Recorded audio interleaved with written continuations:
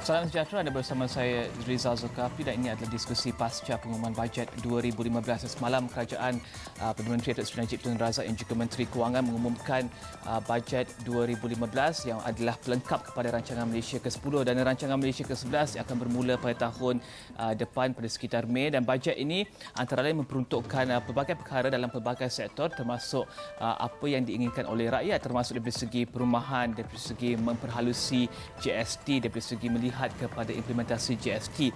Dan saya rasa apa yang kita akan bincangkan pada hari ini bersama tetamu saya di dalam studio Astro Awani ini adalah tentang bajet secara menyeluruh dan juga kepada sektor-sektor tertentu termasuk dari segi percukaian dan juga sektor tenaga, dan apakah yang kita boleh harapkan bergerak ke depan dalam rangka rancangan Malaysia ke-11 pada Mei tahun depan. Dan saya akan mulakan dengan memperkenalkan tetamu saya di sini, iaitu pertama sekali Abdul Aziz Abu Bakar, Presiden Persatuan Akauntan dan juga Percukaian Malaysia, dan seterusnya Teresa Goh, Rakan Niaga Percukaian daripada Deloitte Malaysia dan juga Ahli Majlis MICPA, dan juga Datuk Seri Suhaimi Abdul Rahman, Ketua Pegawai Eksekutif Masses Energi Malaysia. Selamat datang ke studio Astro Awani ini. Saya rasa pertama sekali saya akan teruskan perbincangan dalam bahasa Inggeris dengan izinnya. I think let's look at the budget 2015 that was tabled yesterday in its entirety, because I think it mentioned a lot on the benefit or welfare of the people and how the government is looking at the people's economy instead of focusing so much on capital economy. And I think that's a very interesting thing to look at, because a friend of mine asked me yesterday, so what is this capital economy and what is this people economy? Are we looking at both at the same time, or are we looking at one per year? Say this year is people's economy because of the implementation of GST in 2015. Next year, are we looking at capital economy? So maybe you can start with looking at that first. Maybe Teresa, you want to start with that? Yeah. I think when you talk about capital economy, I mean, you're talking about like trying to draw foreign investments into Malaysia. So in the past, I think a lot of incentives have been given, and it's not that this year entirely there are no incentives. So maybe later we can talk about it. So there's still incentives that have been announced as well in this budget. And you talk about corporate tax rate and all that, the reduction has already been announced. It's just that it was announced last year, so it's not exactly something new that we're looking forward to new announcements this year or anything like that. So I suppose, we have no choice, right?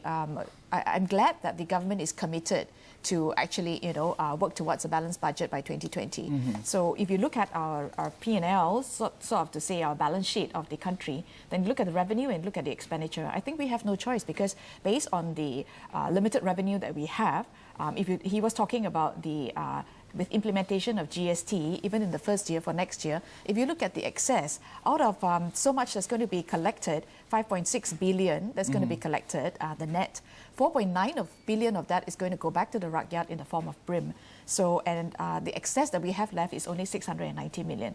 So in this sense, there's not a lot more that can go, towards anything else. So I suppose at this point in time, this is what we can afford. But I think looking at it in the long run, I would expect corporate tax rates to be reduced further, because our neighbours are at 20%, at 17%, etc. So in the long run, we'll probably get there. But for the time being, we need our GST revenue to stabilise, right? And then we can see how that goes, trying to, at the same time, trying to meet our, or reduce our budget deficit. Yeah. And yes. Yeah.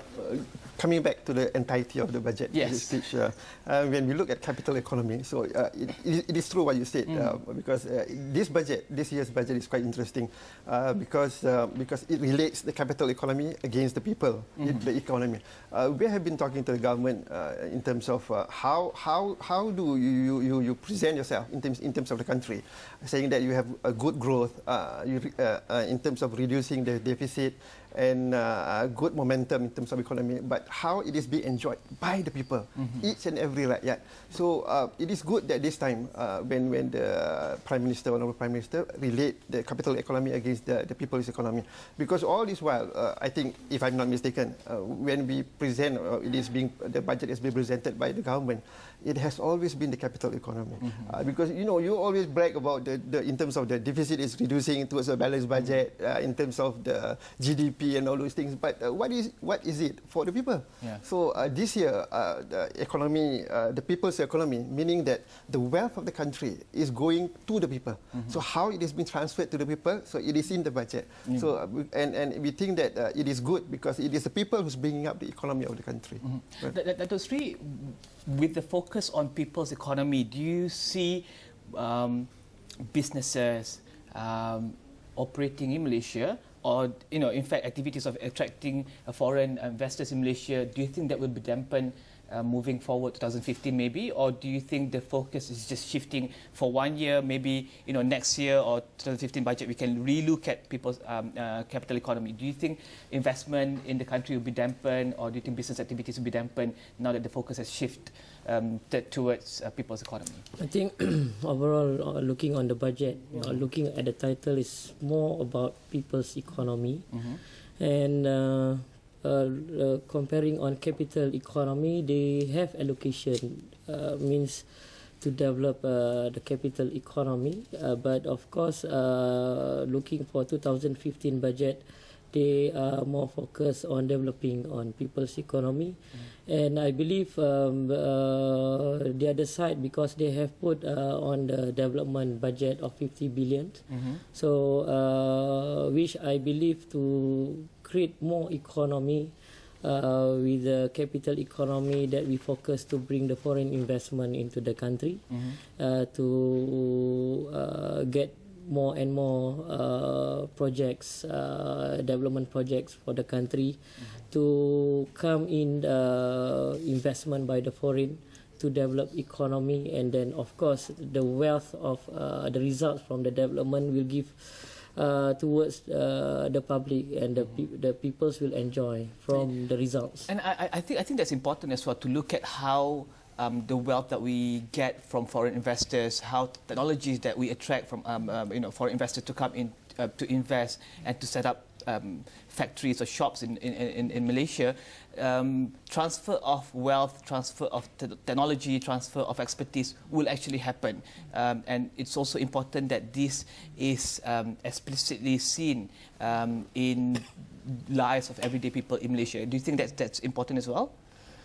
Yeah, because you see, when we set up Cyberjaya, for example, the MSC, the corridors and all these things, it is actually like Iskandar, for example. It is actually bringing the people, the foreign experts to be here in Malaysia and train the people in Malaysia so that it can improve the skill and the knowledge of Malaysian people. So I think in the budget, I think government has mentioned something about developing the people in Malaysia through bringing in the foreign investment. And I think Iskandar is a good. Like they set up the Pinewood studio or something like that. So it is a good thing because before this, prior to this, we didn't know. So in terms of the production and all these things, in terms of film industry, animation and all those things. But when the foreign people, when the foreign investors, the professionals people come in and then they train the people, work together with Malaysian people, and I think it will create value. It will create value to the Malaysian people. Yeah. Let's talk about the revenue, because I think in our pre-discussion just now you mentioned about the revenue, about 51% being a direct revenue, corporate tax, and from tax revenues, right? And how do we look to maybe further increase that? Is there ways to maybe further increase direct revenues so that the government can look at spending more in the future? I think based on some of the measures announced in the budget last year, including some which was actually mentioned in the Finance Act that was released yesterday, there are a few things. I would expect where the IRB is concerned, I mean, they've been doing a good job, and if you look at the tax collection, it has improved significantly over the last few years. So the current DG or the CEO of IRB has really done a good job.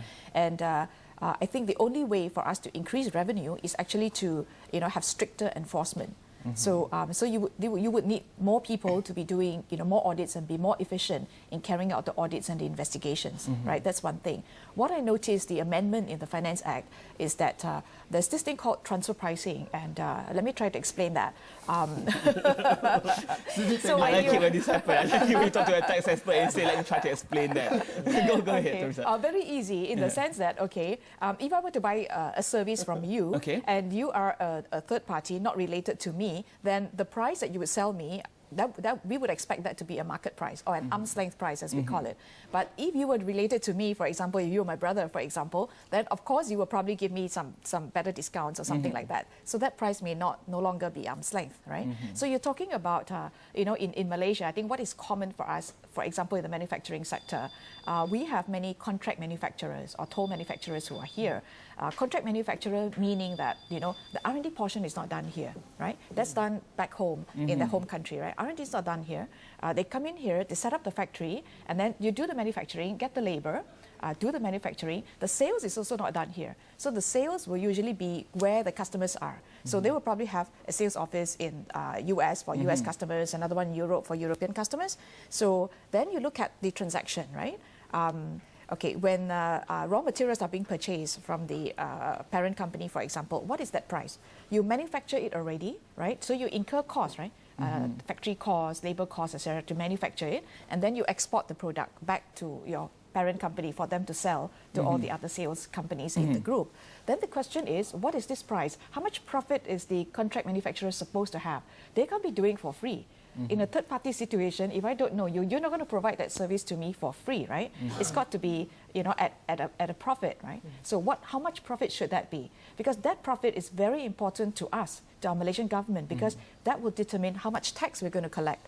And that tax goes into our revenue, the country's revenue, right? So that's important. Now, the IRB has introduced laws since 2009 for transfer pricing, and and the IRB has been doing audits to check on all these multinational companies' transactions to see whether it's at arm's length.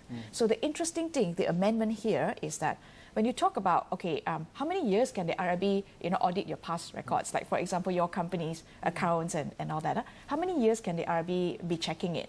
So the law provides for 5 years. So our statute of limitation is 5 years. So 2009, like now, 2009 will probably be the last year that they can audit, right? From 2009 to now. So your tax returns for the years before 2009, it's outside. It's called time barred. So which means the IRB cannot be looking at that to raise additional taxes unless there's fraud, willful default, or negligence. Then they can go back. There's no time limit. Now, this 5-year statute of limitation, for this transfer pricing cases, they are saying that instead of 5 years, we want to extend it to 7 years. See, so this will be one way. Instead of collecting additional tax for 5 years, you can collect additional tax for 7 years. And transfer pricing adjustments are very high. And it's very common for the additional tax and penalty to be about 5 million, 10 million, 15 million per company. Of these 2 additional years? That's for 5 years. No, that's for 5 years. Okay. So if you talk about an additional 2 years, then you get a lot more, when the amount is already so big. So compared to a normal tax audit or normal tax audit, I think based on the RRB's latest statistics, the average amount of tax collected is probably only about 100,000. If you talk about tax investigation, it averages about 1 million. But if you talk about transfer pricing audit, then you're talking about tens of millions. So it's a lot more. So that's one way that the RRB, with more enforcement, more stringent enforcement, and with this extended time period, I think they should be able to collect more. That's just one. 2 other things is penalties. This is an interesting one, right? One will be about the one about people. If you don't pay your tax and you leave the country, they will stop you at the immigration. So before you leave, they will stop you there. So we've read in the papers about many people who were caught like that. So that penalty for trying to leave without paying your taxes currently is 2,000. So the proposal is to increase that 2,000 to 20,000, right? So penalties is also one part of the revenue as well. Another area of penalty is actually on PCBs. The scheduler tax deduction, or monthly tax deduction. Now that one can be really, can be really crazy in the sense that it's also 2,000 per offence. Now it's increased to 20,000 per offence, and if you do a scheduler tax deduction, you have 1,000 employees. Let's say you made a mistake on the benefits, right? Because everything now is subject to deduction. So if let's say you forgot something, right, and you made an error, you've got 1,000 employees. So 1 employee is 1 offence. That is 1 month, because every month you have to do it, right? So let's say you carried on that mistake for 1 entire year and you did not realize that you made a mistake, right? So what's going to happen? So the penalty is 20,000 times 1,000 employees times 12 months. Can you imagine how much that will be for an SME? You don't know whether you put the person out of business or not. Do you think it will be burden the company manufacturers? It sounds like you have all these negative implications doing, when you do businesses in Malaysia, if just in case if you make a mistake, the amount is huge. Okay, let's talk about that when we come back from a short break. Kita akan berehat seketika, kembali selepas ini.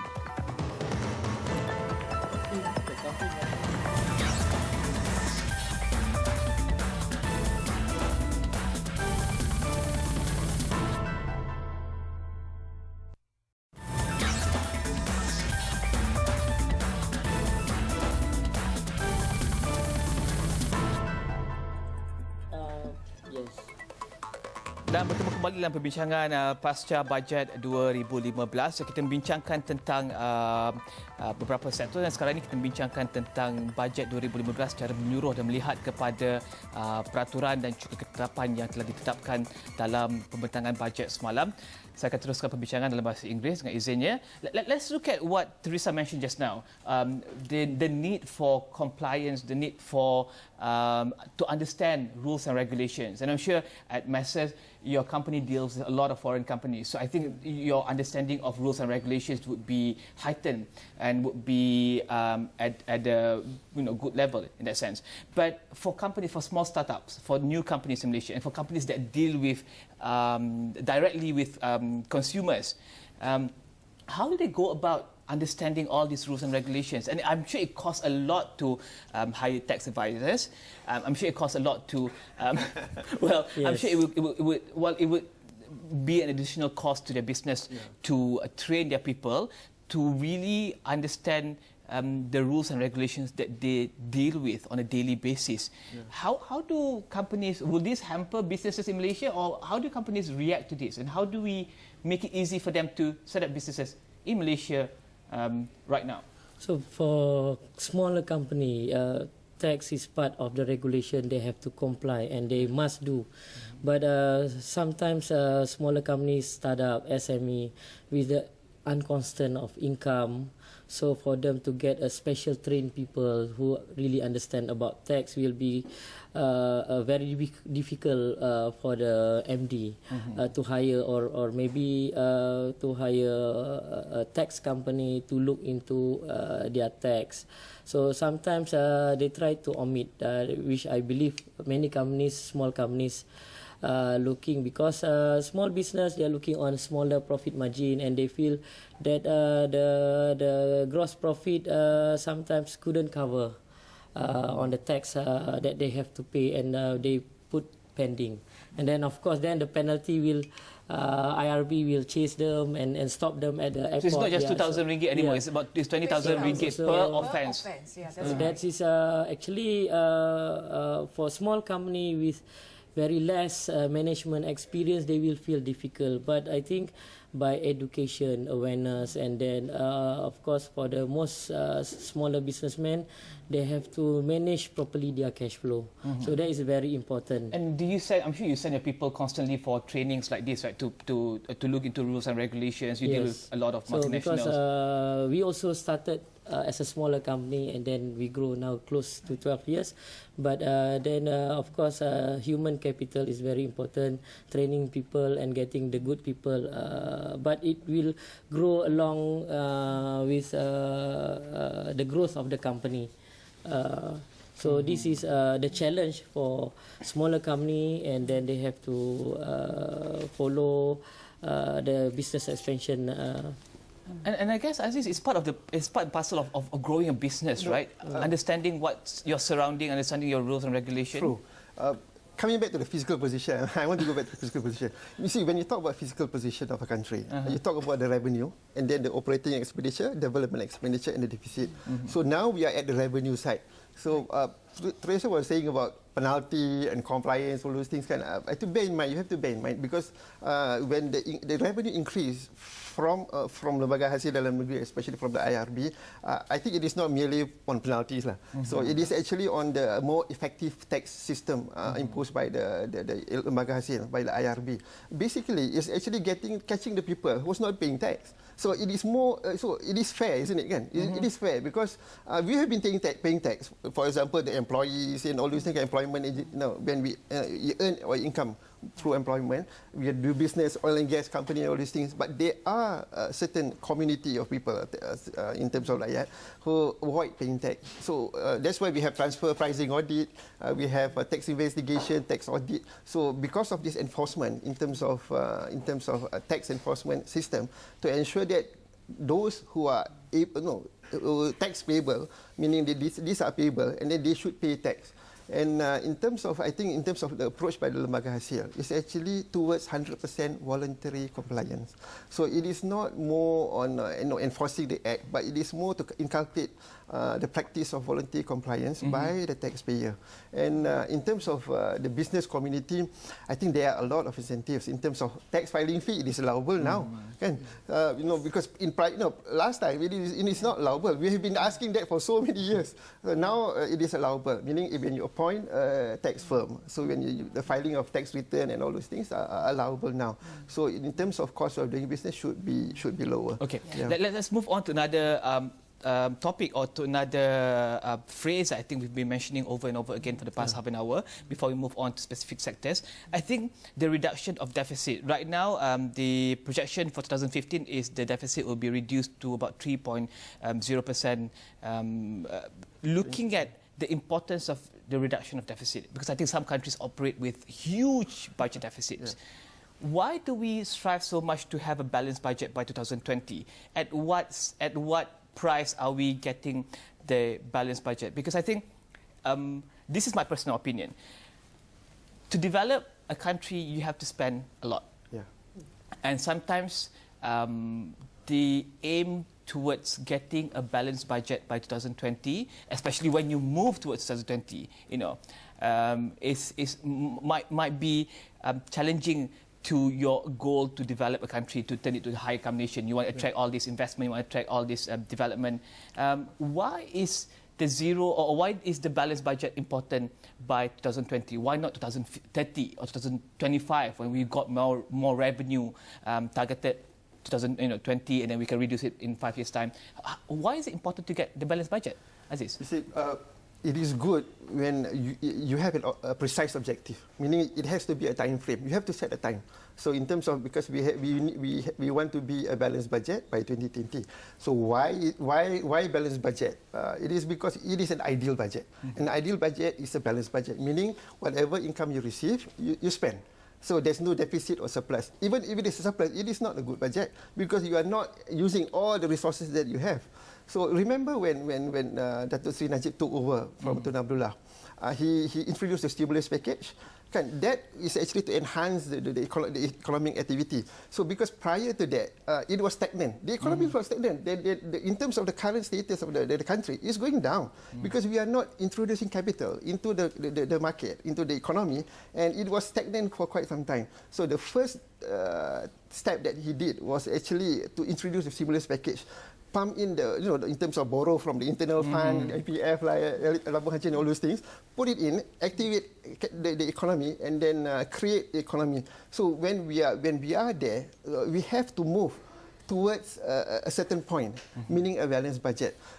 If we can have, I think we should achieve a balanced budget by 2020, maybe 2018. So it can be 2020 because why there are reasons in terms of political reasons. It can be a political reason, and then in terms of the people, it is good when you manage a country with a balanced budget. That is the best. That is the best. Yeah. I think if you remember, I think if you remember last year, before he announced last year's budget, we got downgraded, our rating, right? Our foreign rating, right? Got downgraded, and people were really worried. And how that downgrading, there was a threat of being downgraded, and that threat came because they looked at our economy, and for the past 16, 17 years, we're having a budget deficit. So where are we heading? Where are we headed? So if there's no fiscal discipline to do the right thing to get us up again, then it's going to affect the confidence in our equity market.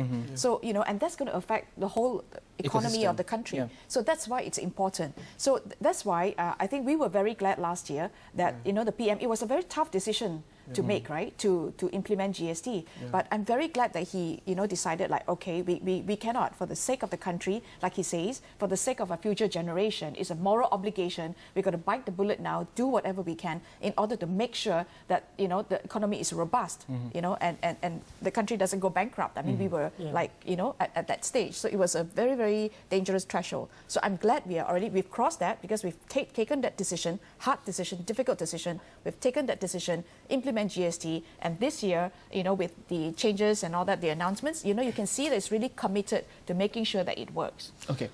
I think first, with the target by 2020 to be a high-income, advanced economy, so the country must do business. So we have, before doing business, we have to bring a capital. So to bring a capital in the and looking at our own budget, of course, we have some limitation comparing developed country. So to position ourselves as a developed country by 2020, so we need to bring a lot of revenue in the country. Then our per capita will be increased. So there's many ways that currently, like our company, recently we have visited United Nations on the Economic Commission. So we have discussed about a few ways to generate economy, especially on certain projects or mega projects. Because when we have development projects for the infrastructure of the country, so it will create jobs and wealth. But then how to bring the money? So it's the most important is that foreign investment that we are targeting currently. And our FDI last year about 38 billion ringgit. So I think still considered small. Right. So to jump to by 2020 we need to be more aggressive. And then where the private finance initiative will invest and roll out the project. So it's good because you give the private sector also, an ownership to also help develop the nation, right? Because we have to do it together. It's not only all the government to do their responsibility, but looking on the infrastructure and comparing with modern countries, now they are upgrading a lot of infrastructure in roads, ICT, telecommunication, even energy infrastructure. And then we are talking about sustainability economy. So to be at par or same level at them and to be positioned as high economy by that definition together with them by 2020, we need to bring a lot of investment and putting a lot of development. But I see, of course, a 50 billion development budget is not enough to carry. So maybe the government can work together with the private sector and creating more infrastructure project, looking on lowering our capital expenditure on the infrastructure. And I think you've got a very interesting point, Datuk Seri. I mean, to get confidence from investors overseas and also locally, you have to have a sound financial or prudent financial management by the government to show that, if we invest here, will we get our money back? How do we get our money back? How soon do we get our money back? So with the target deficit reduction, that shows a government's commitment to say, hey, you're safe with this. Correct. That's why that is why, because when Teresa spoke about grading of the country, people the viewers, the rakyat, you say, why are we worried about grading? Grading. To make it simple, it is just like a bank evaluating an individual to give loan. So it is the same thing for a country. So if you are being downgraded in terms of by the World Bank and all the IMF and all these things, so it is difficult for you to do business. And the foreign investors will evaluate the country first in terms of grading and all these things. So if the grades are good, they will come in. So it's easier for people like Datuk Seri to get investors overseas, right? To come and Datuk invest. Seri was talking about the partnership. I think, you see, the concept of One Malaysia, it is actually beyond multiracial. It is also between the people and the government. So the One Malaysia concept is actually looking at Malaysia as one unit. We have to work together as One Malaysia to build up the country. Okay, we'll take another short break. When we come back, let's talk about GST. And I think we're trying to squeeze in also on the infrastructure development that the government has announced yesterday, building of roads. And I love the Pan Borneo highway idea. Let's talk about that when we come back. In a while, kita akan berehat seketika, kembali selepas ini.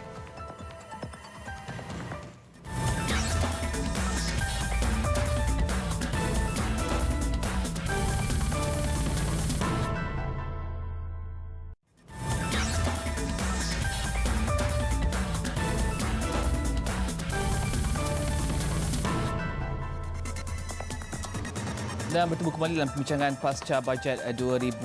Saya bersama dengan Abdul Aziz Abu Bakar daripada Presiden Persatuan Akaunten Percukaian Malaysia dan juga Teresa Goh, Rakan Niaga Percukaian daripada Deloitte Malaysia dan juga Ahli Majlis MIKPA, dan juga Datuk Seri Suhaimi Abdul Rahman, Ketua Pegawai Eksekutif Masters Energy Malaysia, membincangkan tentang, sebentar tadi kami membincangkan tentang bajet secara menyeluruh dan juga tentang pendapatan kerajaan dan bagaimana kerajaan boleh meningkatkan pendapatan dan penguatkuasaan untuk mendapatkan jumlah pendapatan yang lebih tinggi. Dan seterusnya kita akan bincangkan pasal tentang GST, dan saya akan bacakan dua laporan yang telah disediakan di sini, iaitu pertama laporan RON 95 tiada GST dan juga calculation untuk GST.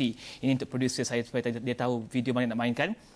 Saya akan bacakan laporan pertama, iaitu dalam pembentangan bajet ini, Perdana Menteri Datuk Seri Najib Razak turut mengumumkan pelepasan GST bagi bahan api. Ia membabitkan petrol RON 95, diesel dan juga gas masak LPG. Kita mainkan video tersebut.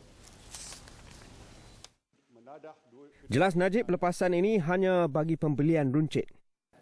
Kerajaan bersetuju supaya penjualan runcit minyak petrol, RON 95, diesel dan LPG diberikan pelepasan GST.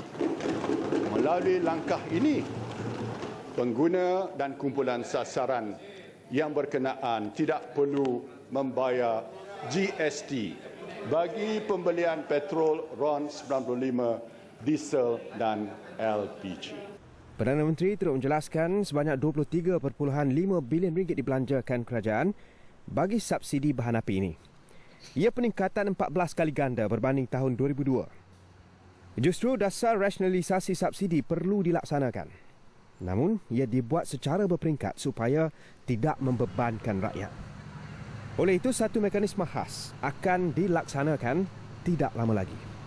Oleh yang demikian, bagi memastikan pemberian subsidi yang lebih bersasar dan mengambil kira kesedaran dan kesediaan rakyat terhadap langkah rasionalisasi subsidi, kerajaan akan membangunkan satu mekanisme baru pemberian subsidi petroleum yang akan diumumkan dalam masa terdekat. Dan seterusnya, Perdana Menteri dan juga Menteri Kewangan menjelaskan pada pelaksanaan GST April nanti kerajaan akan memperoleh pendapatan sebanyak 23.2 bilion ringgit. Dan beliau menjelaskan sebahagian besar daripada perolehan itu akan dikembalikan semula kepada rakyat. Menurut Najib, kerajaan hanya akan memperoleh 5.6 bilion ringgit. Ini berikutan keputusan memberi pengecualian cukai kepada beberapa barangan yang membabitkan 3.8 bilion ringgit. Selain itu, cukai jualan dan perkhidmatan atau SST juga akan dimansuhkan, iaitu sebanyak 13.8 bilion ringgit. Menurut Perdana Menteri, baki 5.6 bilion ringgit itu seterusnya akan digunakan untuk keperluan rakyat melalui pakej-pakej bantuan. Daripada jumlah tersebut, sebanyak 4.9 bilion ringgit dikembalikan atau disalurkan kembali untuk keperluan rakyat melalui pakej-pakej bantuan, contohnya tambahan BRIM. Akhirnya, hasil bersih kutipan GST hanyalah berbaki 690 juta ringgit. Dan bertemu kembali dalam diskusi pra-bajet 2015. Saya akan teruskan pembincangan dengan izin ini dalam bahasa Inggeris. Let's look at the second story just now, which is, let's look at it first, the revenue from the GST after allocations towards various parts of the economy. Net revenue collection from GST will only amount to 690 million. What I like about this budget is that the fact that the government has actually outlined clearly where the money will go to from the collection of the GST, and it gives the rakyat a sense of comfort. It's very comforting to the rakyat knowing that, hey, I pay this much, my money will go to this. So instead of you pay that much and you don't know where your money is going to, your comment on the government's approach to the implementation of GST April 1st, especially on being more transparent. How do we get more of being more transparent in the future in terms of spending the money? I think when we did a study on GST implementation in different countries and whether the country is successful in implementing it, a lot of it is actually based on transparency, because the people, in paying the additional tax, they need to know clearly where the money is going, right? So if there are no leakages and all that, then it's fine. People are happy to pay, right? If you're Malaysian, then you'll be happy to see the country develop and all that as well. So I think this is a great start for us, showing this. So I think the next thing would be the brim, because so from last year, I think the comment is, are we directing it or targeting the right people who are getting the brim? And the implementation of it, I think the idea is good, right? When implementation is concerned, have we got the right list of people who are still alive, and not like people who are deceased and yet their name is on the list. I think it's the implementation to make sure that the people who need it, who deserve it, get it. Yeah. Dr. Seri, maybe you can comment on the issue of implementation, because I think a lot of comments yesterday, they actually, a lot of them actually like the budget because it's very specific and allocations are mentioned explicitly, going to this part. It's not just on the GST's revenue, but also on other parts of the budget. Your comment on implementation and how do we go about making sure that companies, individuals who pay GST, transactions in Malaysia with GST, how do we make sure that implementation will be done properly in order to honour the amount, the 6% that we pay on every transaction, in order to make sure that we, the right people, get the benefit from GST? So I think for the government to implement GST next year with a start of 6%, basically considered is very low. Comparing Germany, a country that implement GST, I think 1960 something, so they started at 10%, but now they are, I think, reaching to 17-18%. So look very high. But I think as the country grows, and then when the wealth is bigger, so where the start of GST to be increased, where I think the government and the peoples will understand, because the growth of economy, so they don't mind to pay the GST, because to develop the economy, and maybe that will be channeled to other peoples of low income people. So I think talking about implementation, the government has started doing a campaign awareness. I believe is good because it will be part of the government or country revenue. But I think the other hand, we have to look into a few sectors that, for example, where a sector of energy, for example, I give an example, because our energy is subsidized a lot by natural gas. So that if we can reduce the subsidy, then actually we can channel to other in form of subsidy to peoples of rakyat, because maybe on creating an energy, we can come with a new energy that government now start talking about clean energy. So the infrastructure that basically that what currently Malaysia's Energy is doing, we propose the idea of creating a clean energy on renewables, and then we are putting smart grid technology for our infrastructure, that it will drop the cost of generating energy, because of we are talking about clean energy infrastructure. So we believe when we have that option, so the energy price will be dropped, and the subsidy amount that the government put for energy maybe can shrink down, then we can put somebody else more towards our people. It is interesting when the Prime Minister outlined in terms of the income from GST against and then in terms of the expenditure. That answered the question why 6%. The people were asking, they were asking why 6%. And when we talk about our neighbouring countries like Singapore, it's about 7%. Other neighbouring countries about 10%. If you go about Europe, Germany, it's about 17 to 20%.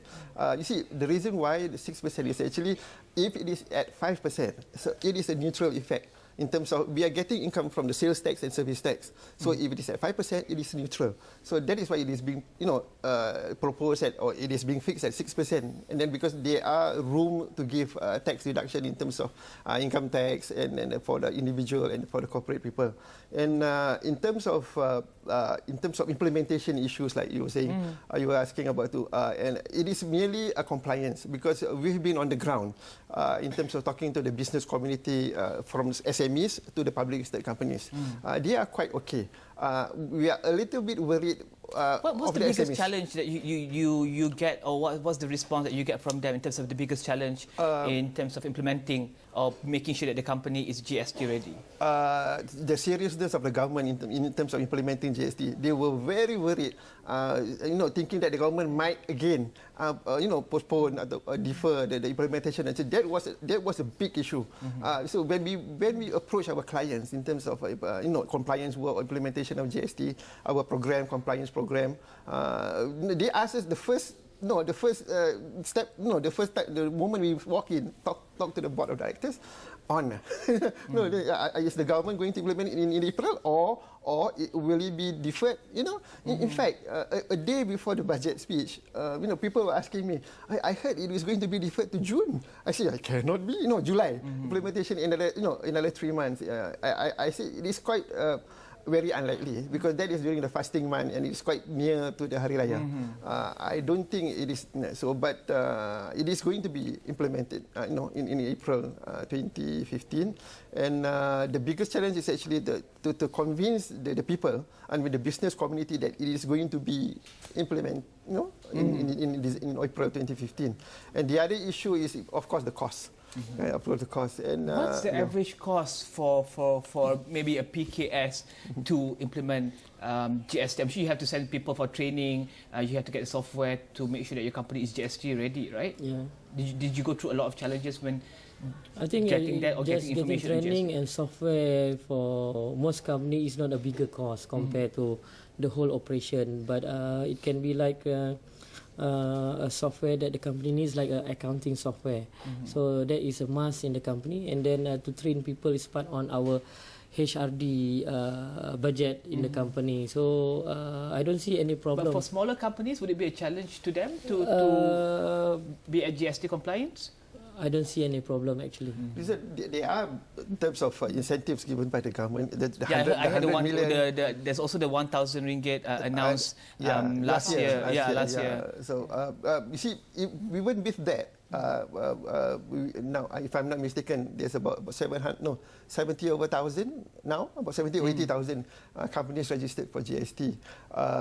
We are still short in terms of the government is still short in terms of registration because it has to be registered by 31st December. And maybe what the government is, they have to do is actually to speak to the SMEs because the bigger companies, the public listed companies, the bigger companies, I think they are quite okay in terms of heading towards implementation of GST. SMEs is a bit difficult.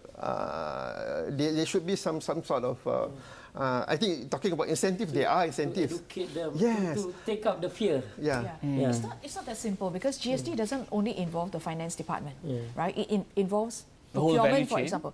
Procurement, your HR, because there are some, even like uniforms, for example, in the factory, and uniforms are given to the factory workers. So it depends on your rules and your terms of employment with them. Do they have to return the uniform when they resign? Whether they return or they don't return, it makes a difference as to whether GST is going to be imputed on that. So it's like small things all over the place, and it relies, it will take the whole company to understand that, because even the salesperson, right? Does your selling price need to change?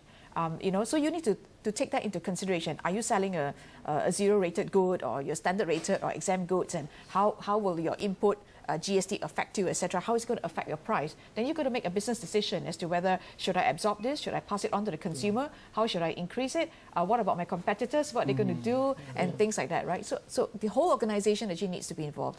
And for GST implementation, there are basically 3 basic steps. And you talk about identification of the gaps. The second is the IT configuration. And then finally, that will take, at least 4 to 6 months. And finally, the dry runs and all that. So looking at where we are, till next 1st of April, you have very little time left, about 6 months. So they should already be at that stage of IT configuration. You know, so that's the, I suppose it's the cost and the time. Yeah, that's the challenge. Let's go a bit micro and look at the list of goods that the government has announced yesterday to be exempted from GST, zero rated from GST. When we look at this list of things, which includes white bread, wholemeal bread, newspapers, medicine or 2,900 brands of medicine, this shows that the government really looks at how the people live, and also making sure that, you know, if we implement this, we don't want to burden you. So I think we just take this off the list first, and then maybe we can reintroduce some of the other things in the future. This is quite. Yeah, the GST order, there are nine orders. Altogether, there are 9 orders apart from the GST Act. So the government was supposed to disclose or to publish the other 2 orders, which is the exempt order and the zero rated order. But it was not published. It was supposed to be about a month ago. So we were waiting.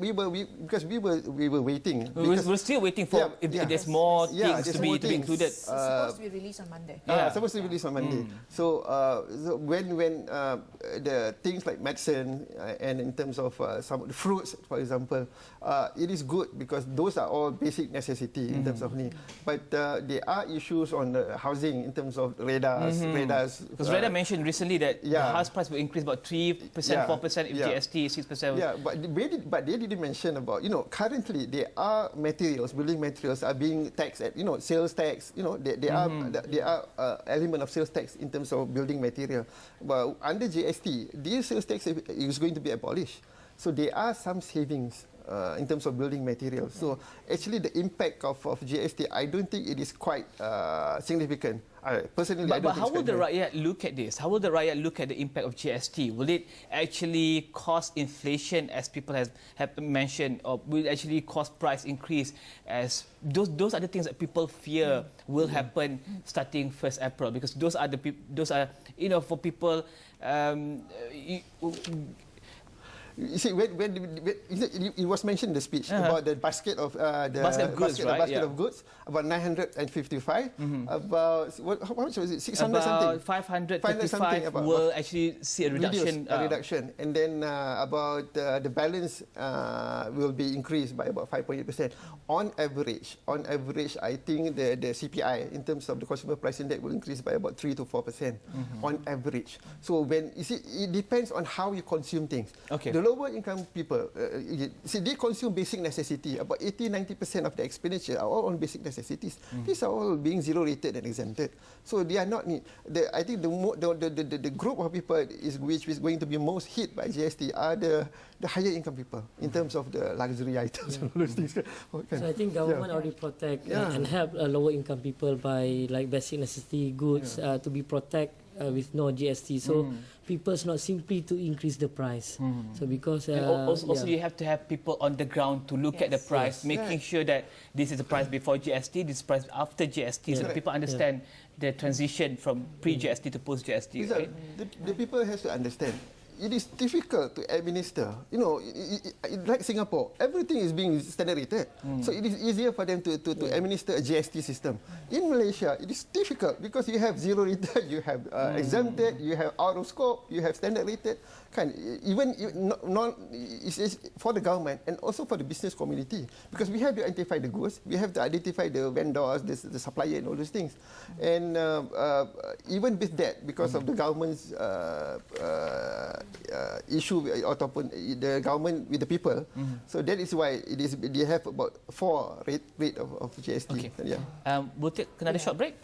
Okay, we'll take another short break. When we come back, let's talk about the oil and gas sector, and or rather the lack of any announcement or the lack of announcement on the oil and gas sector, except for the Pengerang, which will employ about 10,000 people, and also the energy sector. How do we look at creating a sustainable future moving forward? Because I think recently in Selangor you have water problem, and sometimes in Sabah you have energy cuts or energy shortage. So how do we go about making sure that you want to attract investment, you want to make sure people live a good life, you do all this basic stuff and you complete all this basic stuff so that people won't have, you know, find difficulties or face difficulties doing their day-to-day business. Also, businesses won't be discouraged to come to this country. Let's talk about that in a while. Kita akan berehat sekejap lepas ini.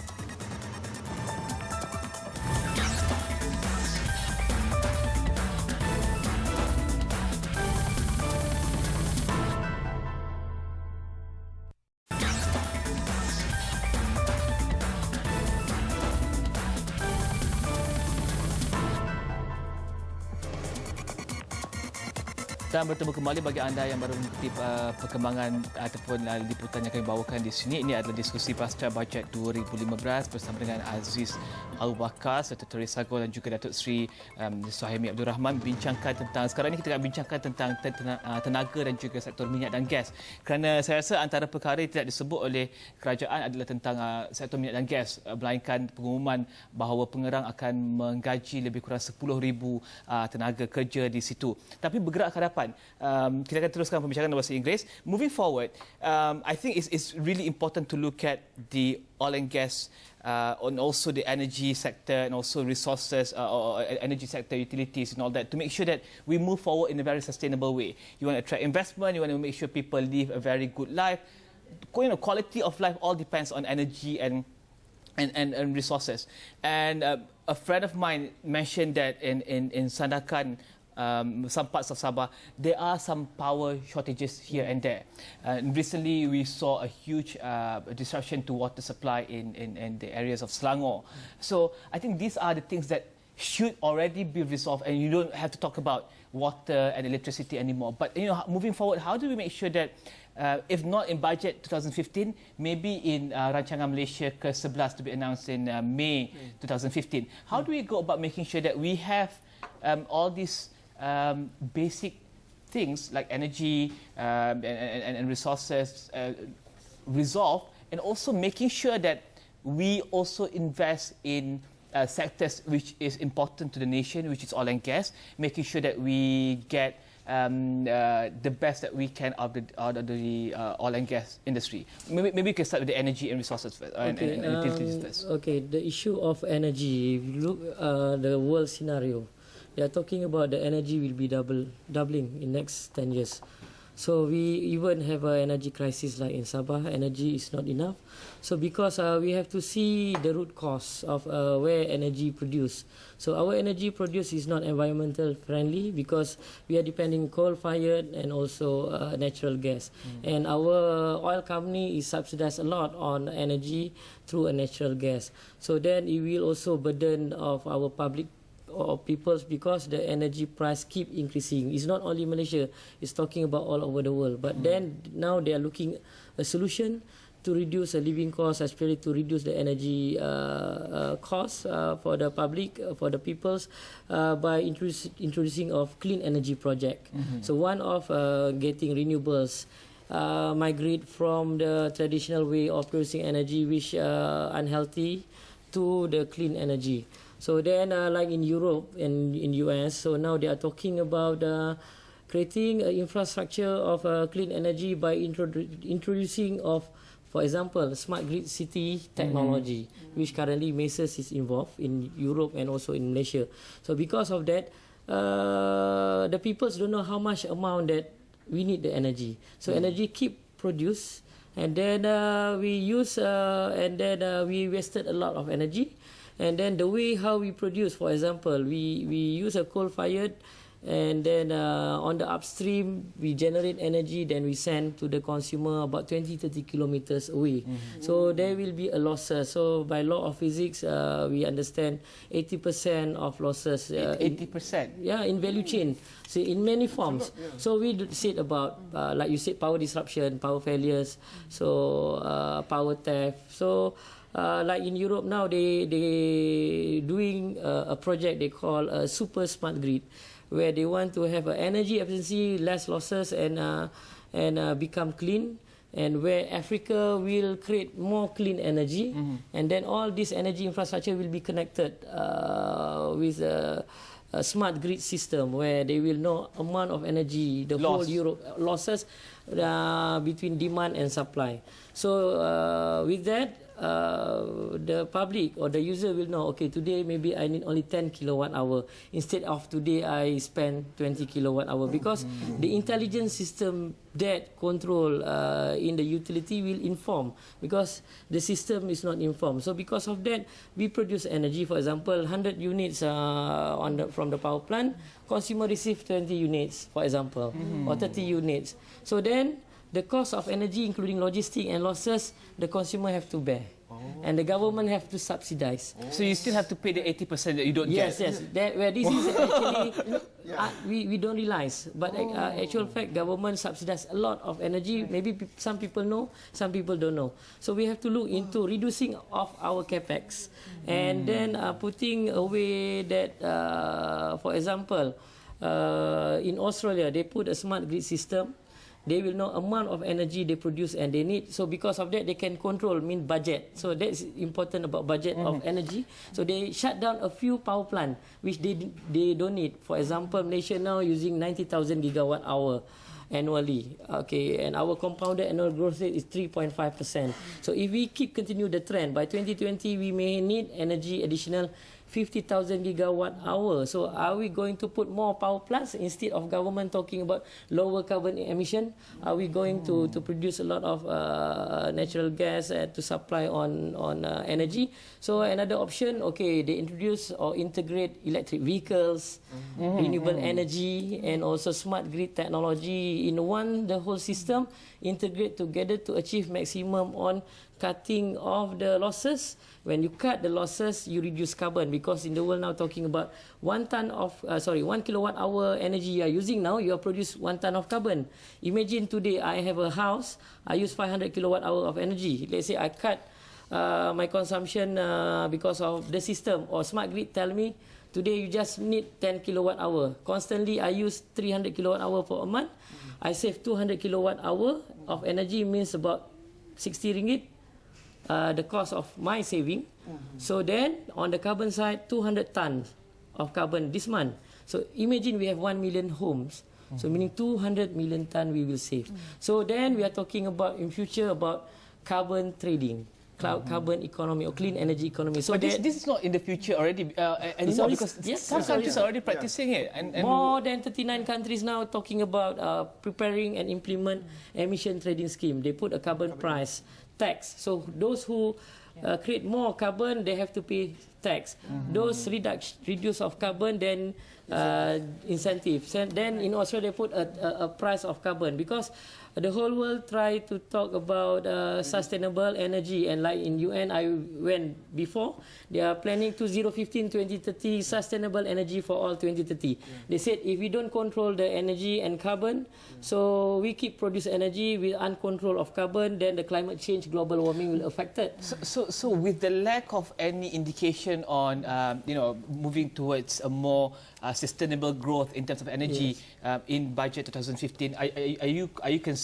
Because you mentioned just now that the last time the budget was allocated was 2010 and also 2012, right? So and it's going to end in 2015. In this new budget, I see there's not mention or allocation about green energy fund or a budget that to promote about carbon reduction, which because the carbon reduction is coming from two major areas, our transportation and our electricity, because the way we produce electricity is through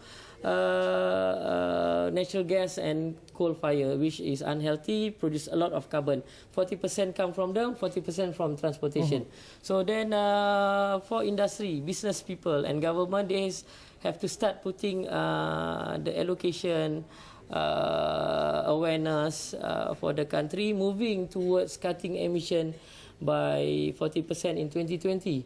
And a lot of country now talking about clean energy economy. So because of carbon will become a bigger commodity, which they believe in future. And the trading will go to 11 trillion euro in next 10 years. That is, should we tax them or give them incentive? So I think tax is quite sensitive, but I think if you want to like most developed country now, they are strictly put on carbon tax. They put a price for carbon, so people will afraid to produce carbon. And then to reduce carbon, they put a price. So then we talk about China produce carbon 6 billion ton. US 5 billion ton. For example, Malaysia now 200 million ton a year. So let's say we put a project, clean energy project through smart grid, renewables, electric vehicles. We say that in 5 years we can reduce, let's say 1 billion ton of carbon. So a cost to produce the project will maybe $1 billion, for example. Maybe China can use a clean development mechanism or cap and trade, so they fund the project through a G2G. So then by end of 5 years, the carbon will be credited. So let's say $1 billion, 1 billion ton of carbon at Australia price is $20 to $25. We are talking about $25 billion. And I guess when you impose tax on making sure that you produce better products or services with less carbon in that sense, you also create and encourage innovation. You also encourage making sure that you stay within the limits that you can afford to be. And the lack of that, what do you make of the lack of any announcement on carbon emission or green energy in budget 2015? Because I think Malaysia has stated at the United Nations that we are committed to making sure that we are part of the global change for climate change. What do you make of that? I think if you look at cars, for example, I mean, we have that incentive, right? That's why our hybrid CKD, exempt from duties and all that. But unfortunately, like our hybrid CKDs, the exemption expires 31st December 2015. So car manufacturers were a little bit worried, okay? Like Mercedes, for example, the 400, they've already received orders until 31st December 2015. So they were expecting, and hoping that this was going to be extended, in the budget as well, because that's it, nobody can buy any more of this car, right? And then you've got others like Toyota Camry and others that say that they want to get on board, but then if they haven't even announced or released a new model yet, and how much time do they have? Very short runway, right? So this is one thing. But we do have a duty exemption for EEVs, the electrical vehicles. So I think that's a good move. But if you look at what we have, we already have incentives like that already announced in the past, but I'm not sure about the number of takers. So we have use of green technology, for example, we got incentives for that. R&D for bioeconomy. On the R&D side, R&D is one of our key initiatives that the government is trying to push, right? Giving so many types of grants, even R&D grants, and R&D incentives, double deduction and pioneer status, investment tax allowance, all sorts of incentives for people to pursue R&D. What are the numbers of takers and what are the tangible results from these R&Ds that we can see and we can make use and be part of the everyday lives? Can we actually get numbers from that? I'm not sure, but I don't think, I don't know, like GBI, for example, remember a few years back, the Green Building Index, right? So I know, like my office, we just shifted to a building, and that building is green, is a GBI, right? It's a green building. So because it's a green building, we're not allowed to have like, we have to have a lot of windows so that you have natural light rather than use electricity. So some of our rooms, we don't need to switch on the electricity, right? We can use natural light, and they've got all of these. But the thing is, I think, like if you're building a personal home, for example, how do I build a home in such a way that I use as little electricity as possible and it's cool? You read about this in the papers and all that, but there's no research undertaken, and this technology is not passed down to our architects and engineers and all that, So not enough of this is being done. That's why, if I can comment, we see in Europe now, even in Britain, they endorse or mandate about zero carbon Britain 2030. They want to achieve sustainability. So then the government is putting budget for 20 years for £20 billion, £1 billion a year to develop infrastructure to make it less carbon or zero carbon. Then it will create the economy. So according to European Union, that the world going to have zero carbon by 2030, but the budget the world have to spend is about 150 billion euro a year. But this money, there's a lot of wealth people that they can collect from tax to develop the infrastructure. So for Malaysia, that I propose a model, and I'm going to give a talk in Europe through UN convention next month, because we are talking about a model of a new service provider. We know the carbon produced because of energy and also because of cars. We have 30 million cars 30 million people in this country. So now how are we going to migrate? By introducing of electric vehicles, so we have incentive of no tax or less tax on the EV car. But the problem is that the infrastructure to have on electric vehicles is none. So like we see the budget mentioned about a mobile telecom tower, there's a budget, I think 2 billion. So same like last time we don't have less mobile tower, less people use the mobile phone.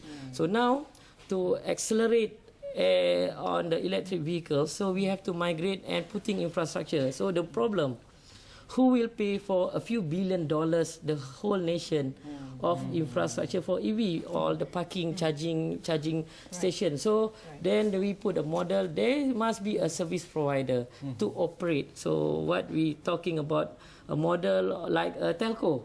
You operate and people use the service and then they will pay you. You get back your ROI. So how to finance? Maybe we can get from the foreign investment or raising capital in. This is what we're talking about, capital economy to develop the country. Briefly, before we go to another break. Okay, I think the government should look into this seriously because in terms of carbon emission, in terms of environment, when there's huge opportunities from what I heard just now. Yeah, you see, when the government made the statement that they don't want to pass a deficit country to the younger generation, it should also include a clean country. That means the carbon issue and the environment should be taken into consideration. So at least you set a blueprint or you set a roadmap for where you're going to be in 20 or 30 years' time. And we're going to take a short break. When we come back, let's talk about the budget. Let's just wrap up the conversation. Let's talk about the budget in general and also let's look at the Rancangan Malaysia ke-11 2015. What are the things that are not included in the budget can be included in the moving forward budget to be tabled in years to come. What can we look at? Kita akan berehat kita kembali selepas ini.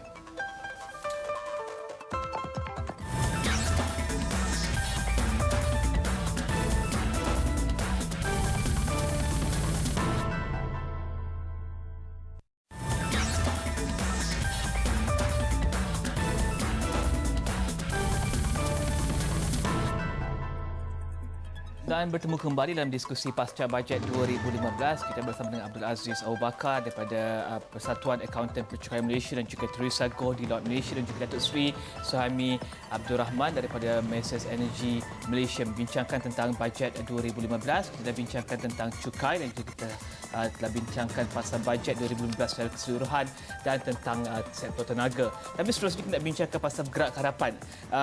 Bajet ini adalah bajet yang terakhir untuk Rancangan Malaysia ke-10, bajet yang terakhir, bajet yang seterusnya untuk Rancangan Malaysia ke-11 akan bermula pada tahun depan dan Rancangan Malaysia ke-11 akan diumumkan pada Mei 2015. Saya rasa banyak perkara yang mungkin yang tiada dalam bajet ini dan mungkin boleh disertakan dalam Rancangan Malaysia ke-11 untuk memastikan bahawa satu plan jangka panjang dirangka untuk bergerak ke hadapan dan juga seperti yang kita katakan sebentar tadi, defisit itu menetapkan hala tuju Malaysia bergerak ke hadapan. Mungkin kita boleh lakukan dengan perkara lain, contohnya zero carbon ataupun tenaga bersih, pembangunan infrastruktur yang lebih meluas di Malaysia.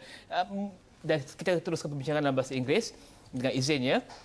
Let's look at what should but is not included in the budget and maybe we can include in the Rancangan Malaysia ke-11 moving forward, and how do we go about implementing and including that in moving forward? Because the whole world now is addressing about to combat the climate change, global warming by introduction of clean energy projects, because this is the only way to reduce the carbon, to reduce the energy demand, because and then migration of electric vehicles. So like in Britain, so they introduced a zero carbon Britain 2030. So before they introduce, until there's a climate rally that going to Parliament, so they push from the people's care and concern about the price of energy, climate change, and the new infrastructure to be laid in the country. So finally it's mandated by the Prime Ministers to have zero carbon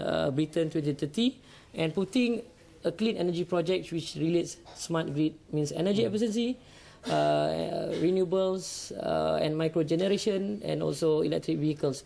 So a mega project is coming in the Europe and also in many countries. So at least we see Britain's direction moving Yes. forward to 2030. What should the direction of the country be moving towards 2020? Because it's going to be 5 more years to 2020 and this will be the last budget for Rancangan Malaysia ke-10. Rancangan Malaysia ke-11, what do you see the government should maybe have a goal besides deficit reduction or balanced budget? What else do you think we can aim and strive to become in 5 years' time? Teresa? I think I will look at it from the tax perspective. Right? So if you look at the tax, I think we've already done a lot of tax reform, bringing in GST, etc. So another way, I mean, to increase tax revenue would be to widen the net. Like we have said, the number of taxpayers is still very small percentage, 17% of the total workforce. So there are many of these who are actually not within the tax net. Right? So in addition to GST, we still need to find a way to broaden that tax base. And I think one of these ways will actually be to simplify the tax system for the small business owners. So I think one of the reasons why they're not within the tax net is it's just too cumbersome, it's just too difficult. Even if they want to comply and pay tax, how do I do it? How am I going to... I can't afford to employ an accountant or a tax agent or whatever to help me with this. I don't keep records. If I buy goods like hawkers, for example, I buy it from the Pasca and all that. I don't have receipts and everything. I'm not going to be able to keep account of all that. So one simplified tax system would actually be based on your revenue, how much is your collection, for the day or for the year, and then the RRB can come up with some standards, right? Like, okay, if you're a hawker, then your profit should be 5% of your total sales or something. So based on that, you can just pay your tax. I think if you simplify it, then we can bring more people into the net. And I also think that when IRB introduced the online system where you pay your tax online, the e-filing, Right. that made a lot of people, individual income taxpayers, went on board and actually signed up for that.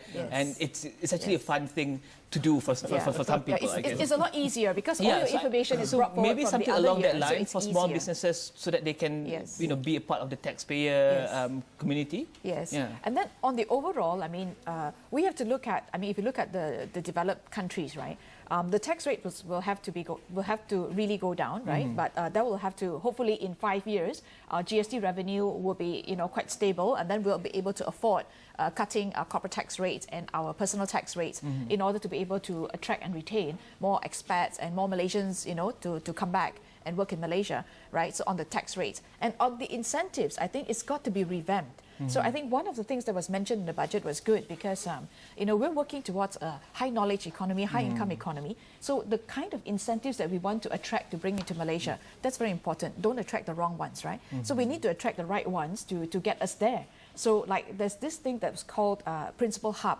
That was mentioned. So instead of now we've got many different incentives like oil and gas sector. We have seen many foreign oil and gas companies set up their OHQ or operational headquarters here. They brought in hundreds of expats, to Malaysia to live here, to work here, and all that. So that's been good for us. And PM has set up this shared service center as well. So many foreign companies have come in and set up their shared service centers here as well. But this new one called a Principal Hub is interesting because that's the brains of the business. That's where the actual value is. So we always talk about value creation, creativity, innovation, and all that. So this is where it will happen. That means the company will not only bring all these routine activities, etc., but actually the brains itself. Do the R&D here. Make the key decisions and everything here in Malaysia. So this is what we're trying to attract going forward. So on the incentive side, I think we need to do that. So if we sort of like really reduce our corporate tax rate, then on the incentives also, let's be a bit more targeted because if your corporate tax rates are low, then you don't need to continue to give a lot of incentives in that sense. So your incentives can be fewer, but can be more targeted, right? And I think there's this new thing called BEPS, BEPS. I'm not sure whether you heard about it or not. Base erosion profit shifting.